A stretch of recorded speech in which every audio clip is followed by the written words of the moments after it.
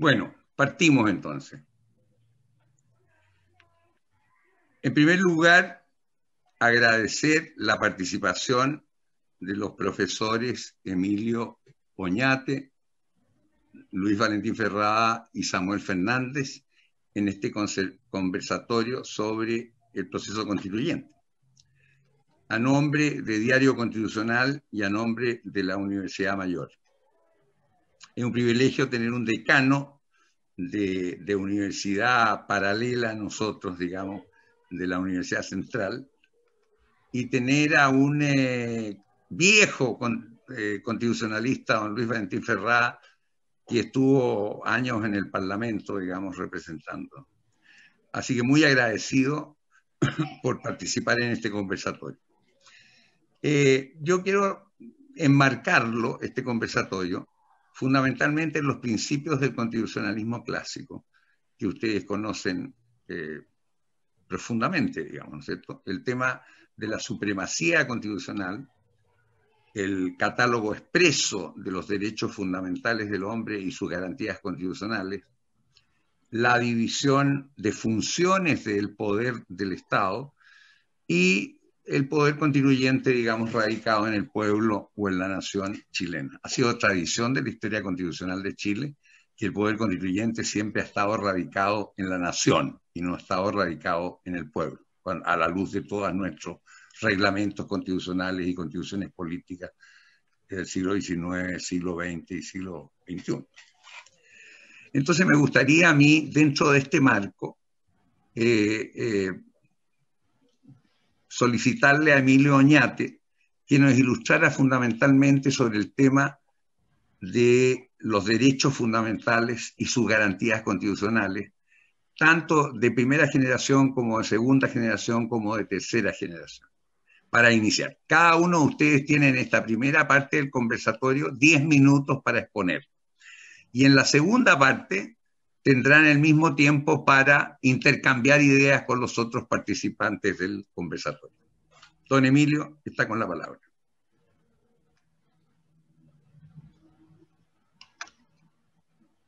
¿Me escucha, Emilio? Está silenciado el micrófono. Angélica. Emilio, ¿cuánto, perdón? Emilio Oñate, arriba. Emilio Oñate tiene que abrir su micrófono. Sí, que él no sé por qué lo cierra. Claro, tiene que abrirlo. ¿Se lo puedes abrir tú, Angélica? Sí. Gracias. Ya, gracias. Que lo estaba encontrando. Okay. Sí, bueno, muchas gracias. Efectivamente tenía bloqueado el micrófono, pero bueno, ya está. ¿No se escucha bien? Perfecto. Perfecto. Bueno, muchas gracias, profesor Blanch. Muchas gracias a Diario Constitucional por la invitación, Alberto, en fin, a los organizadores. Para mí también, por supuesto, es un privilegio participar de este espacio y además con dos tan destacados académicos, ¿no? Y especialmente también hacer referencia al profesor Fernández, profesor de nuestra facultad, ¿no? Querido profesor Fernández, especialista en temas de, como ustedes saben, ¿no? Derecho internacional y desde luego con Luis Valentín, ¿no? A ver, bueno, la invitación que se nos hace es una invitación amplia y lo que plantea el profesor Blanch a mí me parece de la mayor relevancia. Yo lo voy a enlazar con algunas cosas que me gustaría destacar, ¿no? Lo primero, creo que cuando uno habla o trata de conceptualizar lo que dice relación con los derechos fundamentales en una nueva carta política, ¿no? Especialmente entendiendo que las constituciones tienen vocación de permanencia en el tiempo. Como sabemos, no solo hay que mirar en esto la experiencia comparada, la propia experiencia chilena, la historia constitucional chilena da cuenta de constituciones, ¿no? Especialmente la de 1833 y la de 1925, y la todavía vigente de 1980, ¿no? Que son textos, ¿no? Que se proyectan en decenios, ¿no? En varios lustros. Por lo tanto, lo que se hace en una carta política es definir no solo normas jurídicas, sino que a mí me parece también definir ciertas reglas, principios que las sociedades se dan en un momento determinado a propósito de ciertas coyunturas, ¿no? Que tengan proyección en el tiempo.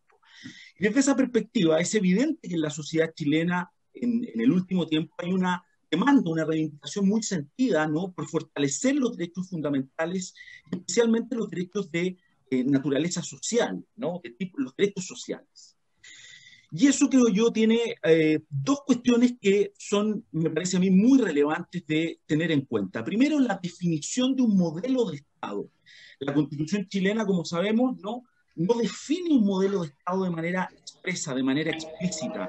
En el capítulo primero, relativo a las bases de la institucionalidad, claro, hay principios, hay valores que se expresan, algunos implícitamente, otros explícitamente, pero no define un modelo de Estado.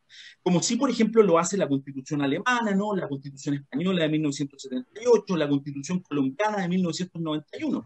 Se juegan por un modelo de Estado social y democrático de derecho. Creo que es indispensable en la discusión constitucional, ¿no?, y en el trabajo a abordar por la Convención Constitucional, que se define un modelo de Estado social y democrático de derecho. Y esto no tiene que ver, me parece a mí, como algunos pudiesen creer o plantear, que la definición de un modelo de Estado social y democrático de derecho va a significar que vamos a tener al Estado en nuestra cotidianidad incluso más íntima. Tiene que ver con la pregunta inicial. Bueno, ¿cómo fortalecemos y garantizamos adecuadamente derechos fundamentales y especialmente derechos sociales? Yo creo que en la medida que nosotros definimos un Estado, un modelo de Estado social y democrático de derecho, bueno, esa configuración o reconfiguración de los derechos sociales adquiere mayor fuerza, mayor vigor, porque compromete al Estado y a la institucionalidad no solo para regular o no solo para promover esos derechos sociales, sino también para hacerse cargo de ellos. Yo creo que eso es muy importante porque tiene que ver, en definitiva, con cómo concebimos el rol del Estado. Yo soy de los que cree, y probablemente en esto pueden haber visiones diferentes, ¿no?, que nuestra Constitución actual más bien desconfía del Estado.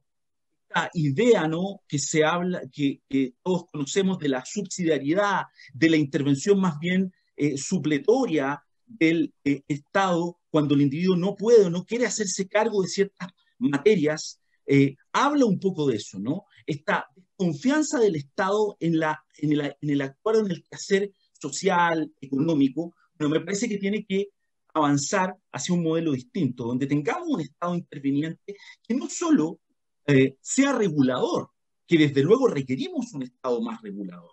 Fíjense ustedes que de acuerdo a nuestra Constitución, ¿no?, por ejemplo, la posibilidad de que el Estado desarrolle actividades económicas, según el 19 número 21, ¿no?, está condicionado por leyes de quórum calificado, y podemos tener entonces entidades privadas que participen de actividades económicas que sean estratégicas para Chile y que puedan, por ejemplo, estar en manos de privados y de empresas extranjeras. Yo no tengo nada en contra del libre emprendimiento ni de la empresa, pero me parece que hay ciertas prestaciones, especialmente estratégicas, en las que el Estado tendría mucho más que hacer que simplemente regular, ¿no? Por lo tanto, otorgar prestaciones básicas con algún estándar, ¿no?, me parece que es fundamental. Y eso se logra conceptualizando un modelo de Estado social y democrático de derecho.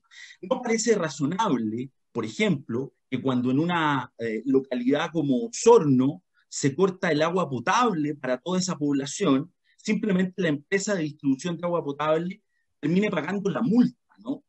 ¿Por qué? Porque el Estado no tiene instrumentos regulatorios sancionatorios eficaces, porque hay una concepción, reitero, me parece a mí, que más bien inhibe la actividad estatal.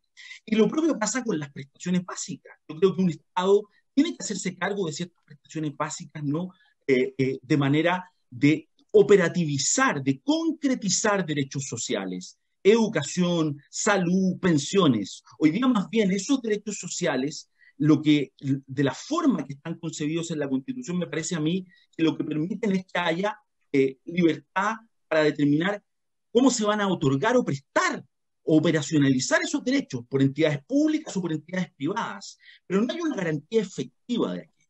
Y por lo tanto creo que un modelo de Estado social y democrático permitiría una reconfiguración más eficiente, más eficaz de los derechos sociales, sustentado en dos principios que me parecen clave, que son el principio de la solidaridad y el principio de la redistribución.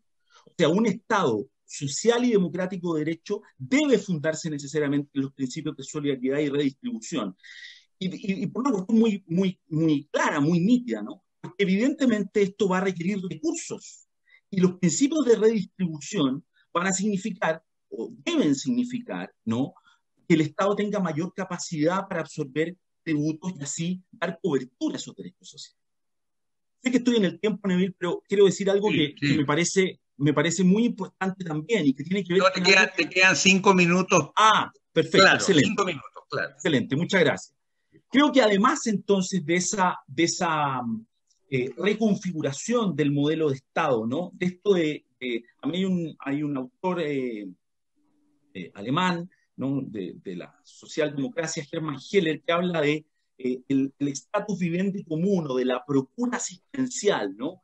Vale decir, de cómo el Estado actúa, ¿no?, para garantizar derechos, y fundamentalmente derechos sociales. Creo que ese debiera ser un modelo al cual Chile debiera avanzar, sin renegar la importancia que tiene la actividad privada o el libre emprendimiento, pero asumiendo que el Estado tiene que jugar un rol más preponderante en la sociedad.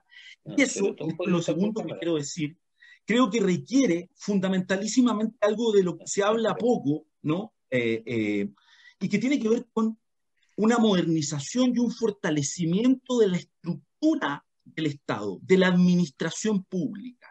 Creo que el proceso constituyente y la mejor garantía de los derechos fundamentales y de los derechos sociales, especialmente, requieren de una administración pública más eficiente, más eficaz. Creo que la discusión entre más Estado o menos Estado es una discusión que está más bien superada, pero sí requerimos un Estado más moderno. Eso pasa, por ejemplo, por terminar con, o por resolver adecuadamente, bueno, ¿qué pasa con el ejercicio de la función pública, ¿no? ¿Cómo dotamos a la administración del Estado, a la estructura burocrática, de funcionarios públicos capacitados, profesionales, calificados, ¿no?, que no tengan que cambiar de cuando en vez por cada ciclo político? A mí me parece que eso es fundamental resolverlo, ¿no? ¿Cómo fortalecemos el control jurídico sobre la administración pública? Hoy día la Contraloría General de la República es un órgano tan importante, bueno, seguramente va a requerir una revisión.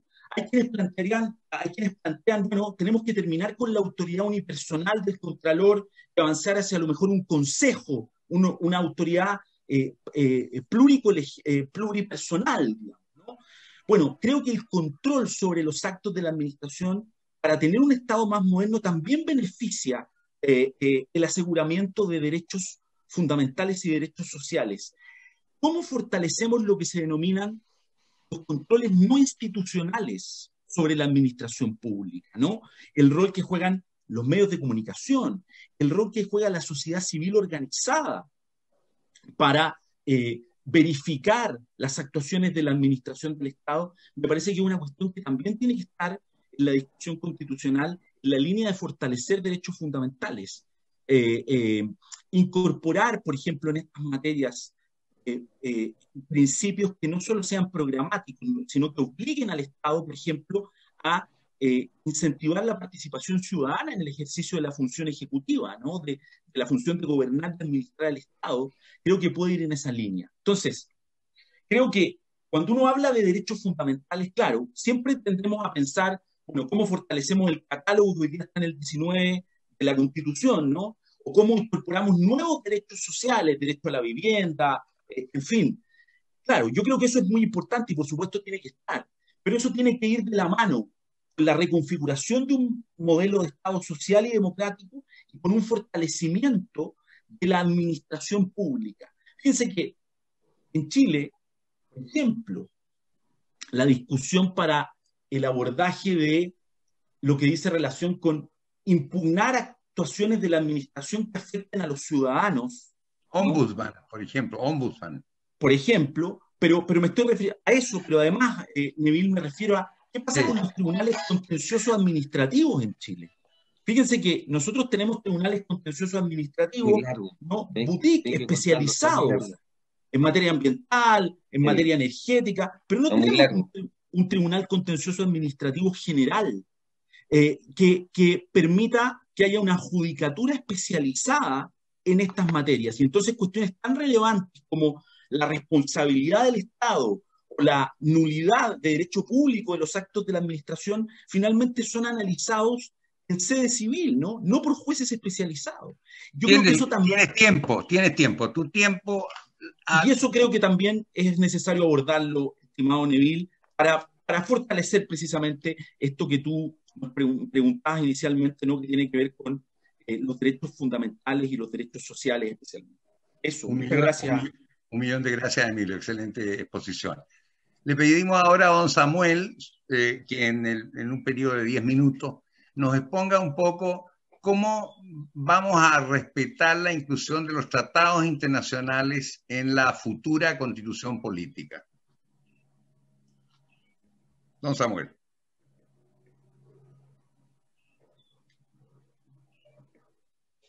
¿Está con micrófono abierto, Samuel? No, tiene cerrado.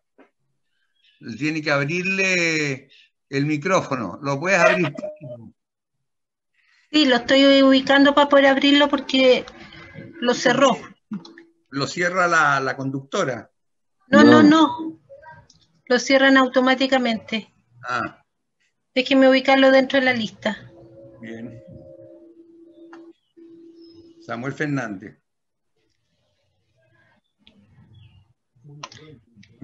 Y aquí le solicité que activara el audio.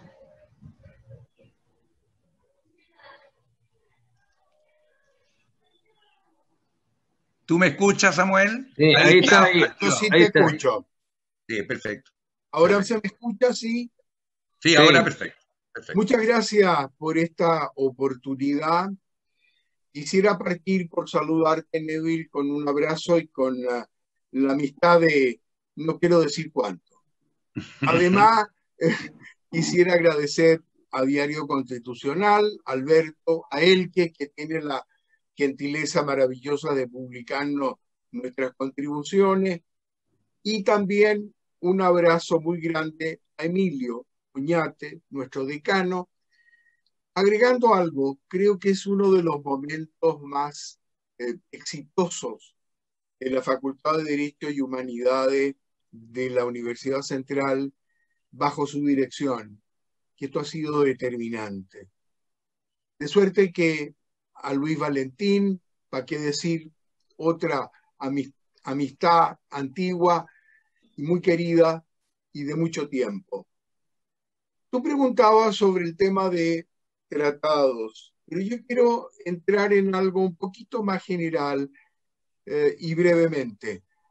Las dos disciplinas, la disciplina del derecho constitucional y del derecho internacional, han jugado papeles usualmente contradictorios y papeles entre los cuales aparecen como disciplinas no coincidentes. Es cierto, en algunos aspectos son esferas distintas, la nacional con su soberanía y con todo lo que sabemos, y el derecho internacional, por otro lado, bastante universal, y que además tiende a esas mismas normas que a veces son internas, tiende a universalizarlas. De suerte que se produce una dicotomía. Pero no es así. El mundo moderno lleva las dos disciplinas por un camino similar y complementario. Pongo un ejemplo. Si a un país lo atacan, ¿quién lo defiende? Por supuesto él, con su legítima defensa. ¿Y no está el derecho internacional que va a ir en su ayuda? Y los países que en la seguridad colectiva o funcionando propiamente dentro del derecho internacional, la Carta de Naciones Unidas, el Consejo de Seguridad lo va a proteger. Ahí tienen un caso. La igualdad jurídica de los estados, que suena perfecta desde el punto de vista legal, existe en verdad en la igualdad económica, poderío militar y tantos más de los países. No, ¿quién los iguala? El derecho internacional. La soberanía que tanto busca respetar y que buscan a veces contradecir con el derecho internacional, ¿cómo se alimenta esa soberanía? Se alimenta con una inmensa juridicidad internacional que le aporta a veces lo que la legislación interna no da. Pongo un ejemplo muy en globo. Si tenemos vigente y plenamente en actividad unas más de 10.000 leyes, podría asegurar de que más de 3.000 a 3.500, y tal vez me equivoque, son más, provienen del derecho internacional. ¿Por qué? Porque el derecho internacional está en una evolución rápida, enorme, en todas las áreas, en áreas conjuntas como pueden ser las relaciones internacionales, las políticas exteriores, que crean un ámbito internacional todo regido por este derecho. Pero evidentemente esto es en el enfoque de derecho internacional rapidísimo. Veamos, en este momento estamos ocupando el derecho internacional, porque esta comunicación es derecho internacional. No es naturalmente ninguno de los aparatos que estamos usando, ni la red, ni el satélite, ni nada, exclusivamente chileno. Entonces estamos aplicando un derecho internacional tecnológico, pero de la misma manera existe el área del derecho internacional general, particular, privado, y este tecnológico que estamos usando. De suerte que debe haber una incorporación armónica en el derecho del derecho internacional en nuestra Constitución. A ver, el analista Jorge Vera Castillo publicó en El Mostrador algo muy interesante. Entre muchas cosas decía que no se puede trasladar automáticamente del derecho internacional a las constituciones, se verían desbordadas. Pero evidentemente hay que selectivizar las normas más fundamentales, las más importantes. Y aquí entramos en el terreno preciso. Si el derecho internacional busca una rapidez y una universalización, las constituciones por lo general se busca fijar un determinado sistema interno del país por el mayor tiempo posible. Entonces son dos velocidades enteramente distintas. Parecen contradictorias, pero son complementarias. Luego hay que mencionar que nuestra Constitución, a pesar de la prioridad en política exterior tan repetida de más de 110 años, que Chile respeta el derecho internacional, la intangibilidad de tratados y la solución pacífica de las controversias, cosa que las ha demostrado. No la subrayamos simplemente por ponerla de sobra, simplemente la subrayamos por las condiciones internacionales que nos han tocado. Ahora, este derecho internacional, cada vez más presente e importante, está prácticamente olvidado en nuestra Constitución. Hay un solo artículo, uno solo, que lo menciona, y lo menciona a propósito de algo específico. Es el artículo 54, número 1, párrafo 3, en que habla de las atribuciones exclusivas del Congreso para sugerir, es una materia muy particular, para sugerir la formulación de reservas o declaraciones interpretativas durante el trámite de aprobación de un tratado. O sea, no puede ser más incidental esto. No hay ninguna relevancia, ninguna importancia que se le da en nuestra Constitución al derecho internacional, más allá de que nosotros lo tenemos como prioridad, lo utilizamos y lo respetamos en su amplio sentido. Además tengo que decir que, por cierto, no es la única mención, es la única directa, pero hay menciones indirectas.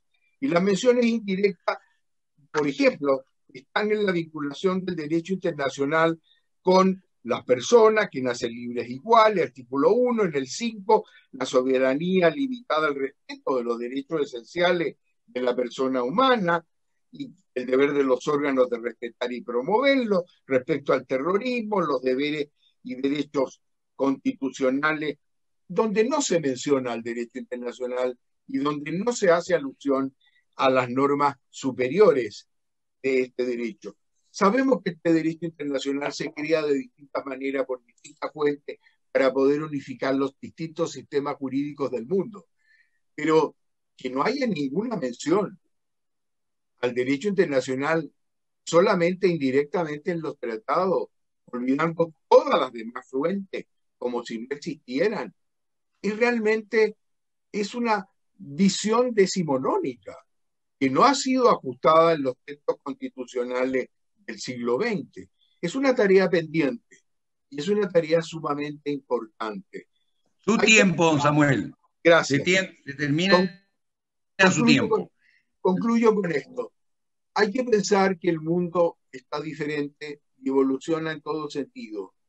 Mundialización, interrelación, los sistemas jurídicos de todo tipo.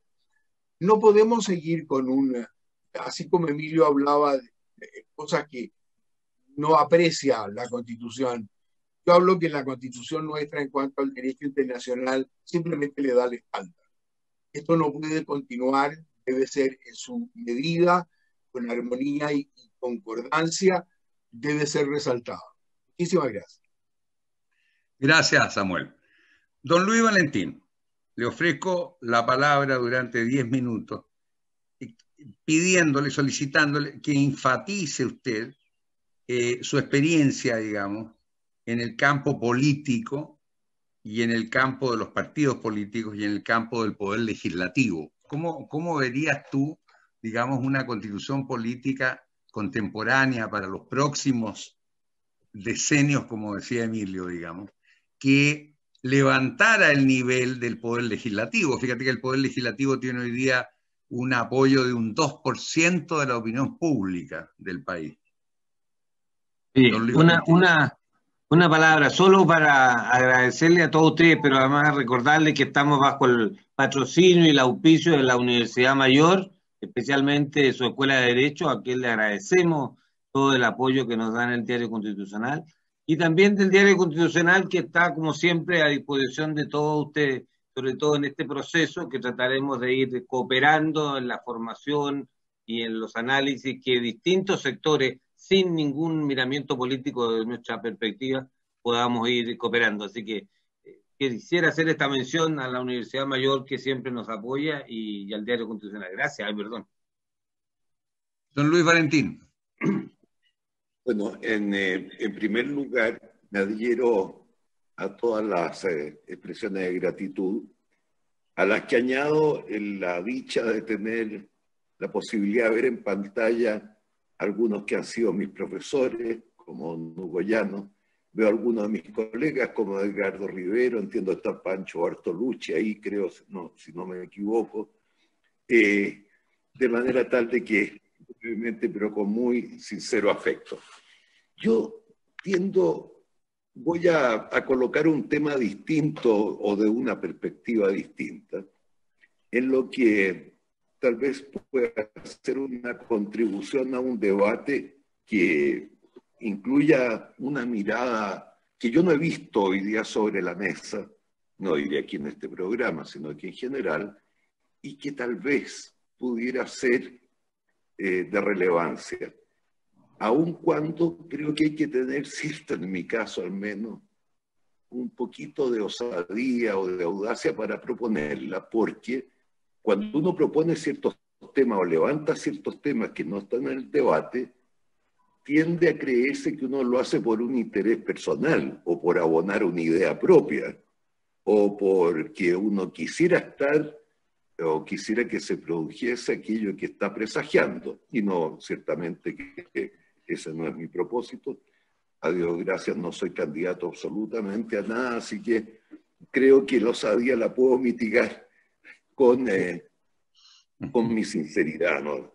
Yo tengo la impresión de que en materia constitucional, que es una materia muy política, una de las primeras tareas que uno debiera hacer en Chile siempre es procurar de sacar o aclarar demasiados mitos, desmistificar el debate constitucional. Yo observo que la historia constitucional de Chile está llena de mitos que se han repetido tantas veces que se han llegado a tener por verdades, como verdades indudables. Y no lo son. Por ejemplo, esto lo dicen muchos autores 1000 veces más calificados que yo, desde luego, la verdad es que Chile no ha tenido muchas constituciones. Al final del día ha tenido una que con sucesivas reformas, algunas con más palabras, otras con menos palabras, unas mejor redactadas, otras peor redactadas, pero sigue siendo una constitución que al final se preparó desde el año 1818, la primera O'Higgins, para concluir en la del 33, y luego la del 33 se modifica en la del 25 y la del 25 en el 80, en lo esencial. Se introdujeron reformas que mejoraron, a veces no, también otras que no fueron tan afortunadas, pero la Constitución como esquema fue la misma. Y cuando Emilio dice que la Constitución siente como una especie de temor por el Estado social, en realidad ese es otro mito desde mi modesto punto de vista. Lo que ocurre es que cuando la élite chilena durante el siglo XIX tuvo todo el poder en sus manos, la realidad es que quería más Estado.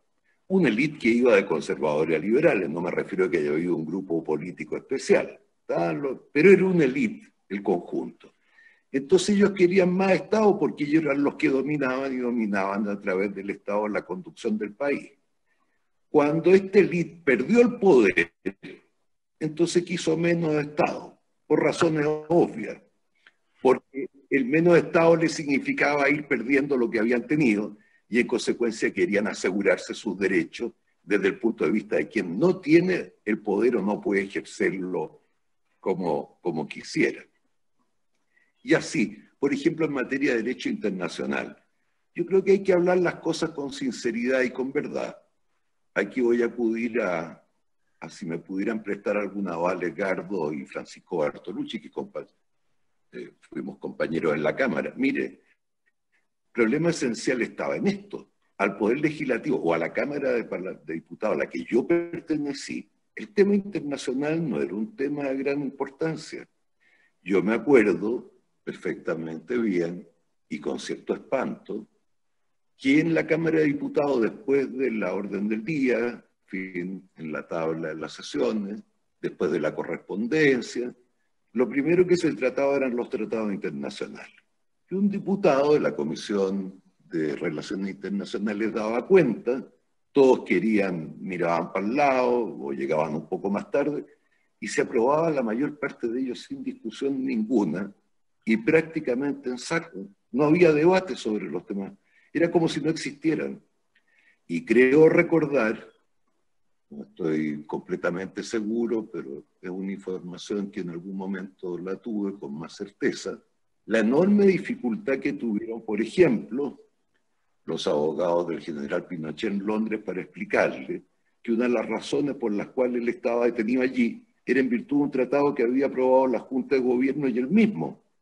Y no podía creerlo, porque en general los tratados internacionales, que para mi modo de ver también son muchos, de todo orden, nunca se estudiaron. El país tiene una psicología de isla, no desde el siglo XIX, sino que quizás sea hasta ahora mismo, y una isla, como se dice vulgarmente, con gusto a mirarse mucho en el ombligo, a creer que tiene una cierta especialidad que la distinguiría dentro de América Latina y que no lo haría parte de la América Latina, al menos totalmente. Como los británicos de América Latina. Una suerte de localismo, de chauvinismo, como se quiera llamar, en el cual el derecho internacional, yo diría que comienza a tomar una cierta importancia en dos áreas. Una más tradicional, los tratados de límite. Eso fue siempre importante para Chile. En eso siempre estuvo Diego Barros Arana, hubo mucha gente en materia de Joaquín Walker Martínez. Hay mucha literatura en materia de tratado con los países vecinos. Esto de los límites era una cuestión importante, como para todos los agricultores en Chile. Si los agricultores en Chile discuten por deslinde y por derechos de agua. Y entonces esto se llevó a cierto modo al derecho internacional. Bueno, y enseguida, durante el siglo XX, aparte de ese tema, lo otro que tomó mucho interés fueron los tratados comerciales a raíz de la apertura del país al exterior en cuanto a su economía y las materias relativas a derechos humanos. Esto fue lo que cautivó principalmente la atención del derecho interno. Más allá de eso, pienso que nunca hubo verdadero interés en el sentido nacional, que hubiera una preocupación, una vocación del país internacional. Ahora, como los minutos son muy pocos, quiero plantear ahora o tratar de contestar por qué en Chile hoy veo muy difícil que pudiera haber un modelo de Estado. Muchas veces he estado pensando en que quizás este debate constitucional que tengamos hoy día pudiera ser únicamente la continuación del viejo debate constitucional chileno entre presidencialismo, parlamentarismo, semiparlamentarismo, tal vez todo el tema de la regionalización, los derechos sociales, una cosa que ha sido el objeto prácticamente permanente, al menos desde el año 20 en adelante, del debate constitucional chileno. Y se echa de menos que no haya un modelo de Estado. El problema del modelo de Estado hoy, es que no sabemos cómo viene el futuro. Y no sabemos, en consecuencia, cuál sería el modelo que se podría aplicar a ese futuro, que es un futuro bastante presente, bastante actual. Hemos cruzado el futuro. Y muchas veces pienso con cierta preocupación, y algo más que preocupación, que tal vez, no por razones ideológicas, doctrinarias, ni por escuelas constitucionalistas, el debate próximo sea por razones de necesidad, que el mundo esté yendo por una necesidad de control, una necesidad de mantener las sociedades bajo un cierto marco, a una suerte de despotismo nuevo, de despotismo tecnológico. Yo entiendo que Emilio tiene bastante experiencia en materia de privacidad de datos tecnológicos y privacidad de todo lo que es la sociedad tecnológica actual, y que estemos caminando hacia un estado como el que tenemos hoy, por ejemplo, en Chile. En Chile hoy día no hay derecho a la movilización, no hay derecho probablemente mañana a decidir si nos vacunamos o no nos vacunamos. No hay derecho para ir de un lugar a otro y saber si vamos a poder tener o no vacaciones con nuestra familia. Estos son ejemplos que ustedes dirán pequeños, más cotidianos, que estamos presenciando. Pero pienso así, ¿no? Y digo, mire, qué curioso. Aún los más anticomunistas, estoy pensando en Lin Yutang cuando escribió Mi Patria y mi Pueblo, aún los más anticomunistas son capaces de creer que China, con sus 1.000 millones de habitantes, no podría tener otro modelo de Estado sino que el comunista como ellos lo conciben. No por razón ideológica, ni de filosofía, ni morales, sino que simplemente porque esa sociedad sí no tiene otra posibilidad de control social, de sobrevivencia social. Tiempo, don Luis Valentín, tiempo. Concluyo con una sola frase. Entonces, tal vez lo que fuera bueno discutir o pensar, y no porque uno abogue una cosa así, hasta qué punto el mundo no está avanzando a un tipo de condicionamiento, situación social real, que obligue a repensar el Estado ya no conforme los modelos tradicionales republicanos, digámoslo así en algunas subvertientes, sino que por un principio de realismo y de necesidad hacia una nueva forma de despotismo y de control que va a obligar a que las constituciones vuelvan a ser el arma de gran defensa de las personas respecto del Estado y no del Estado respecto de las personas. Muchas gracias, Luis Valentín. Me gustaría dejar con la palabra ahora para comentarios finales y sobre algún tema de su especialidad, y fundamentalmente sobre lo que ha planteado Luis Valentín, esta forma de Estado posmoderno en este siglo XXI de avance científico y tecnológico sobre un futuro relativamente incierto, como se está planteando. ¿Por qué? Porque tenemos la física cuántica, tenemos la teoría del caos de Peregonine, tenemos la teoría de la relatividad, los viajes espaciales, la inteligencia artificial, etc. La robótica, la microrobótica. A Emilio Oñate, y fundamentalmente para que nos destaque un poco este tema de su estudio e investigación sobre derechos fundamentales del hombre en materia de privacidad y de conocimiento científico y tecnológico. Sí, bueno, gracias Neville. Bueno, y por supuesto esto es lo interesante de espacios como este, ¿no? Yo creo que, yo al menos soy de los que cree que precisamente por las incertidumbres en las que estamos, se requiere una institucionalidad que sea capaz de entregar mayores certezas. Porque si no, porque esas mayores certezas no van a venir desde la institucionalidad privada. Tiene que haber una institucionalidad pública que sea capaz de entregar esas mayores certezas, me parece, ¿no? Y por supuesto esto, insisto, no quiere decir que tengamos al Estado metido en la casa, quiere decir que el Estado tiene que ser capaz de entregar esta procura existencial, estos mínimos, garantizar estos mínimos, estos derechos que permitan entonces precisamente el desarrollo de las personas, el desarrollo de los individuos, ¿no? Ahora, efectivamente yo creo que estamos en una era de profundo cambio también. Ya algo se adelantaba. Nosotros tenemos que pensar que toda la información y todos nuestros derechos, en definitiva, todos nuestros derechos, están condicionados también a cómo se protegen nuestros datos o se protegen o tutelan adecuadamente nuestra información, que forman parte también que forman parte de nuestra identidad, ¿no? De ahí la importancia que ha revestido en el mundo, ¿no? La protección de datos personales o la autodeterminación informativa, un poco lo que esbozaba Luis Valentín y la pregunta que me hacía el profesor Blanch, ¿no? Creo que esa es una materia fundamental. Chile ha estado muy atrasado en esto.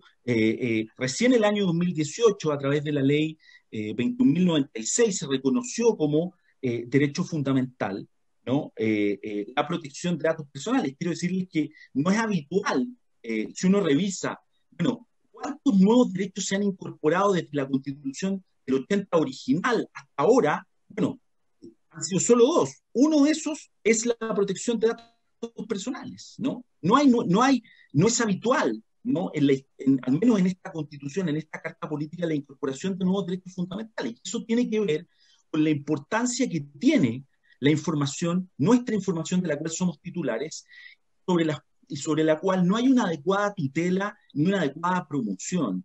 Creo que esta es una gran discusión que vamos a tener que dar no solo en el proceso constituyente, sino que también en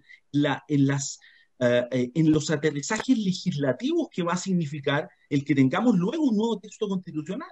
Porque claro, vamos seguramente a consagrar o darle mayor fuerza, mayor vigor a la protección de datos personales que hoy día está en el numeral 4 del artículo 19, y probablemente yo soy de los que cree que además ahí hay que hacer referencia a los principios de licitud en el tratamiento de los datos, al principio de consentimiento, ¿no?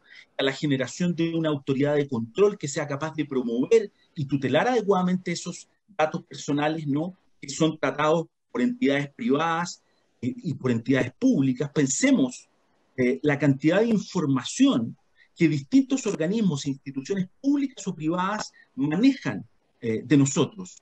Y es que ese manejo, ese tratamiento, tiene nuestro consentimiento, o siquiera estamos al tanto del tratamiento de esa información, ¿no? Creo que eso va a ser un elemento importantísimo a considerar, como otros, ¿no? Como por ejemplo, bueno, ¿qué pasa con los neuroderechos? ¿Qué pasa con el derecho al libre acceso a la web? En fin, hay efectivamente todo un cambio tecnológico que ha significado el desarrollo de las tecnologías de la información, el Big Data, respecto a la cual la nueva institucionalidad que se genere a partir de una carta fundamental nueva va a requerir abordar, ¿no? Creo que esa va a ser una discusión que vamos entonces a tener, no solo que estamos teniendo ahora, entre paréntesis, hoy día es el Día Internacional de la Protección de Datos Personales en el mundo, ¿no? Y nosotros todavía tenemos una ley que está prácticamente un primer trámite constitucional en la Comisión de Constitución, Legislación, Justicia y Reglamento del Senado sin mayor movimiento, que son temáticas que vamos a tener que abordar en el contexto de esta nueva Constitución y de esta nueva institucionalidad. Si ustedes lo quieren, esta nueva institucionalidad digital también, de la cual nos vamos a tener que acercar. Eso, Samuel, Neville, como corolario a lo que me consultaste. Muchas gracias. Don Samuel, le ofrezco la palabra por 10 minutos para hacer los comentarios respectivos, digamos, sobre lo planteado. Encantado porque sin proponérselo, mis dos queridos amigos han ratificado en buena parte lo que yo mencionaba, en que han circunscrito el futuro de unas normas constitucionales, tomando en consideración lo que Chile necesita, lo cual está perfecto. Pero resulta que muchas de ellas son materias que ya vienen de vuelta en el campo internacional. No tendríamos que estar inventando la rueda de nuevo, de manera que, pongo un ejemplo, Emilio acaba de mencionar y muy acertadamente el Día Internacional de las Comunicaciones y demás. Esto es porque se acordó desde el punto de vista internacional. Ahí tenemos un enorme desarrollo paralelo de un derecho internacional tecnológico enorme que ha sido el impulsor de esto. También tenemos que tomar en consideración que muchos de los derechos humanos y los progresos que ha habido en la Constitución, aunque hayan costado avanzarlo, se deben justamente a los pactos internacionales, se debe a las normas imperativas que en ninguna parte de la Constitución se mencionan, se deben a una práctica internacional, se debe a una relación en los tratados, se debe, por ejemplo, a que hemos tenido una inserción económica perfecta, enorme, muy amplia, muy libre en el comercio internacional, y sin embargo no es igual en otras áreas. No puede ser el país abierto con todos los procesos de integración, no hay una sola mención en la Constitución, con un enorme asunto de participación económica en los organismos internacionales. El multilateralismo no aparece en ninguna parte mencionado. Seguimos pensando en lo pequeño. Y hay algunos problemillas más técnicos que también hay que dilucidar. Por ejemplo, la diferencia entre ley y tratado no está clara.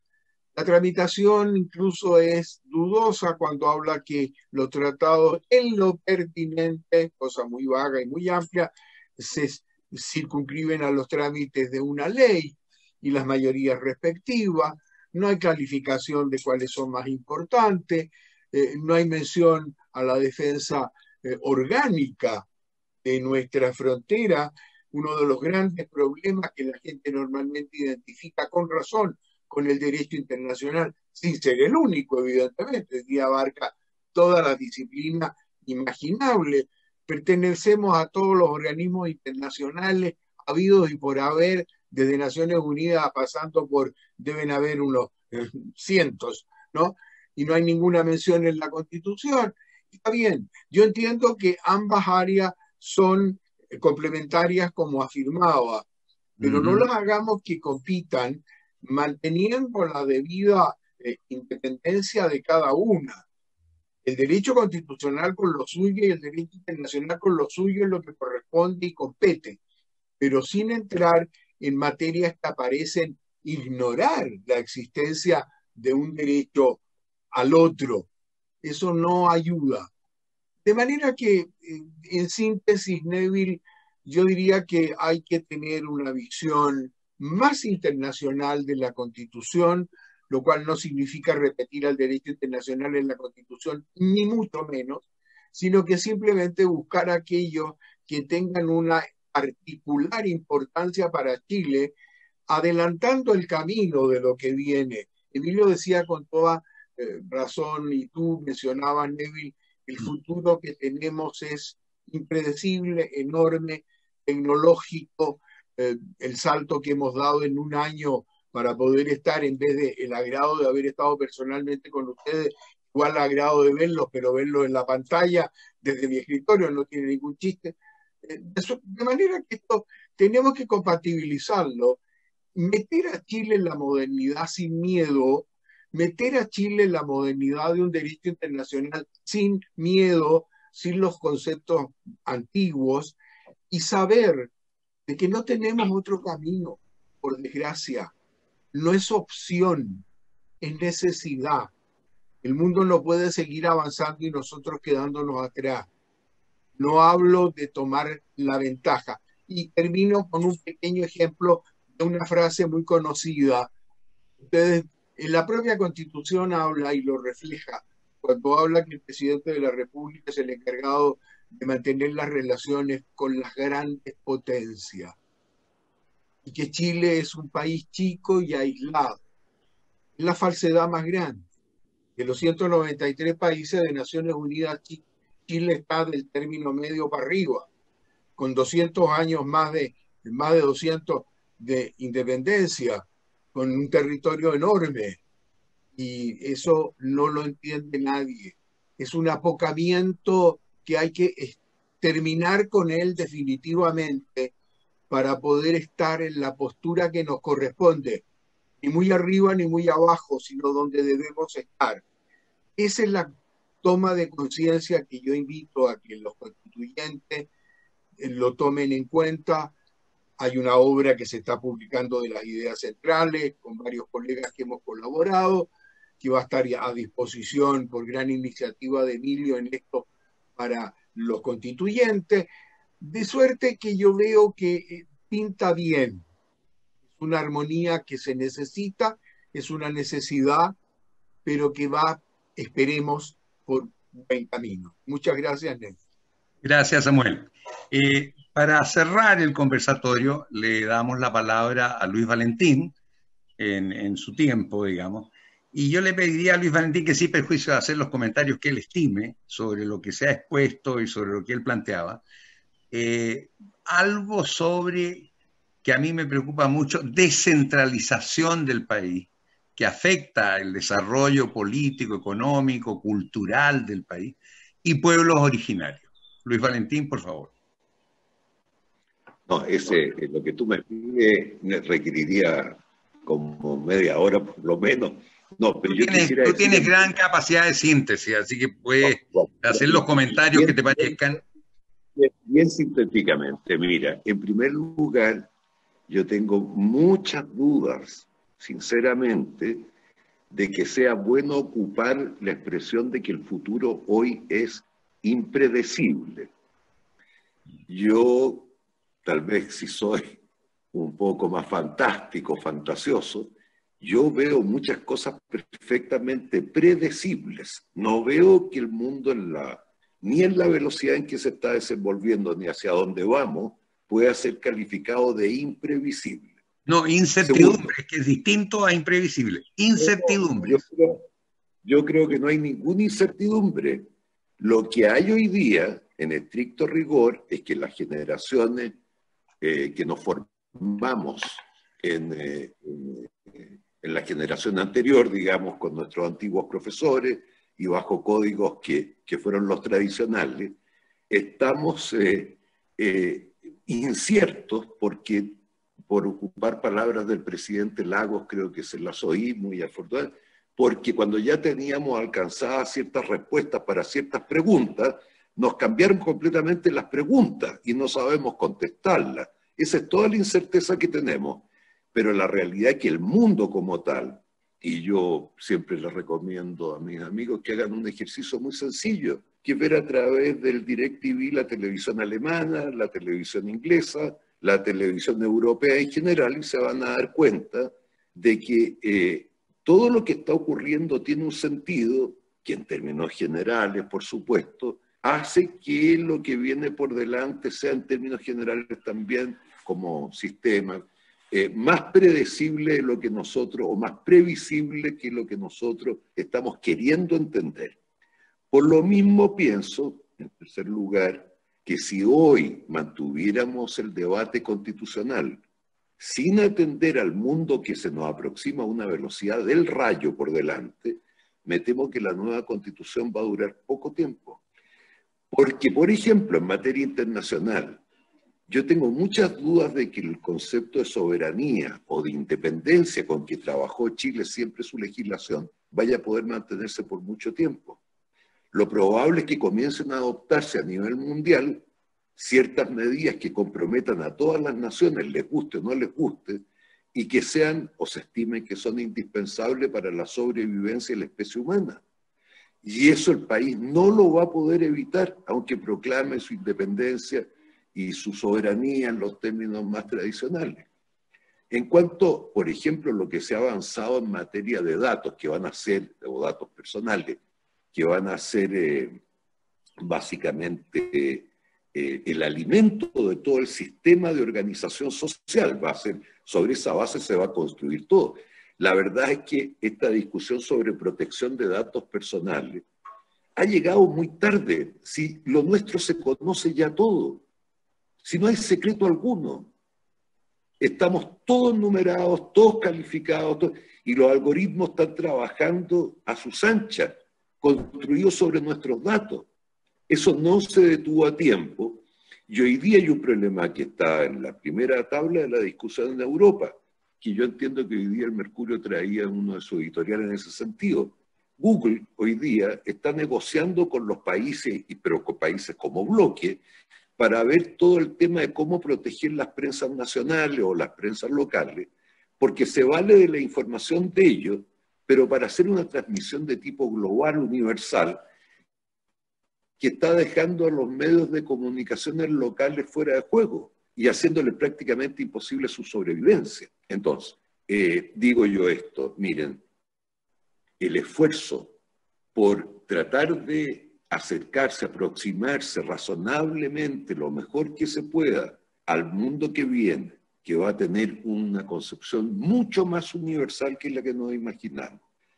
Yo creo saber más o menos, o creo presentir, esa es la expresión más correcta, cómo más o menos va a ser eso. Es probable que nos acerquemos a modelos como el de las superpotencias, derivados de cantidades enormes de gente, que si uno tuviera que poner un ejemplo pequeño diría esto: Santiago con sus 8 millones de habitantes hoy día, como sociedad tradicional, no es administrable nomás.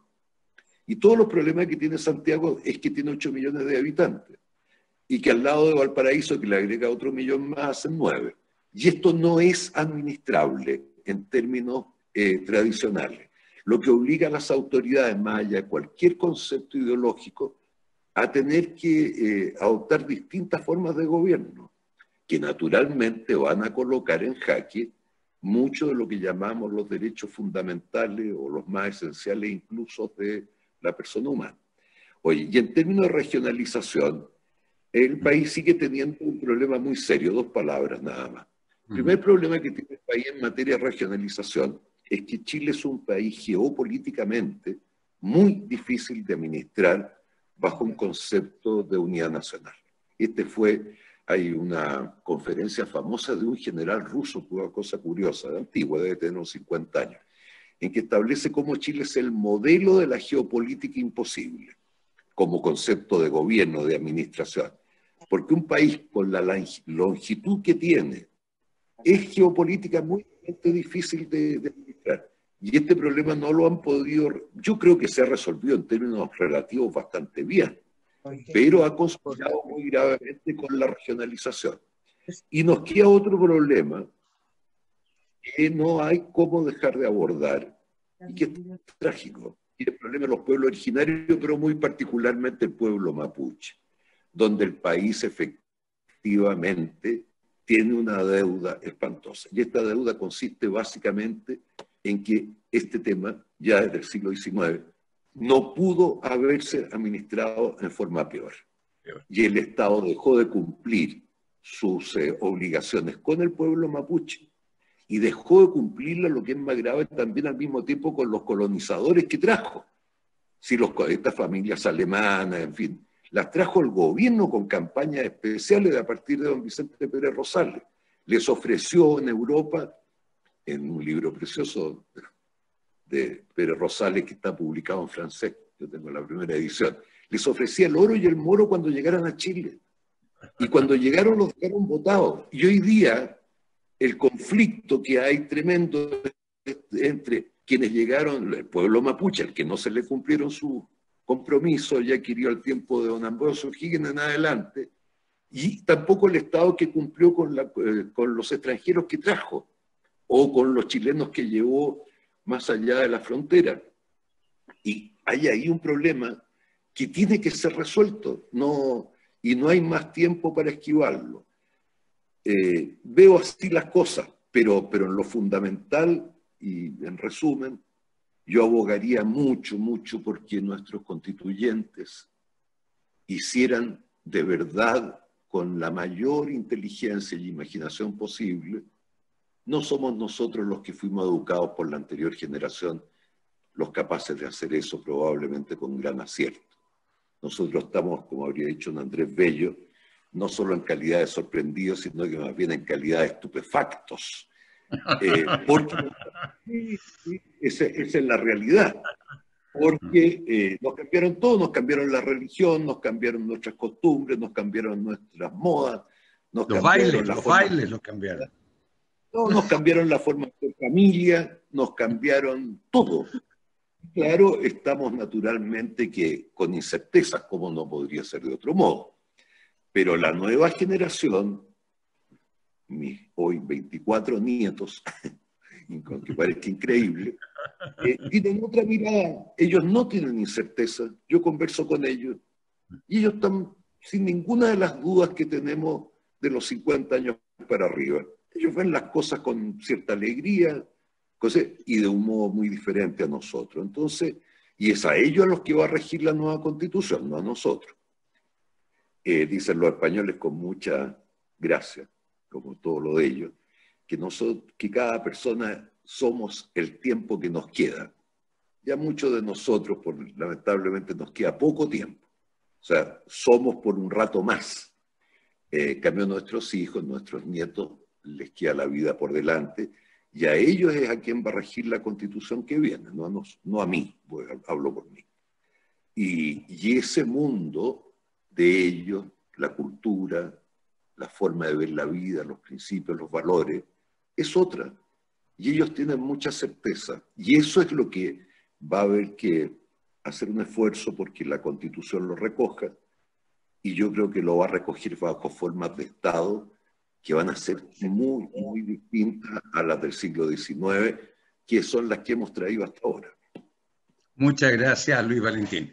Bueno, ha sido realmente un conversatorio profundo, de interés, con visiones lúcidas y de gran reconocimiento para mí haber podido moderar este encuentro. Quiero agradecerle a los participantes su actividad en nombre de Diario Constitucional y de la Universidad Mayor que nos patrocina. Muy agradecido y espero a futuro poder reeditar este encuentro más avanzado al proceso constituyente. Muchas gracias. Gracias a todos y a todas. Lo mismo, un abrazo grande a todos. Muchas gracias. Saludos a todos. Adiós. Adiós. Pancho, Edgardo, don Hugo, mucho gusto verlo, don Hugo, mi profesor. Desconectamos entonces. Bueno, adiós Emilio, adiós Samuelito. Chao, mijito. Gracias. Un abrazo, Emilio. Adiós. Grande. Adiós. Chao. Un abrazo, chao. Edgardo, te veo muy bien.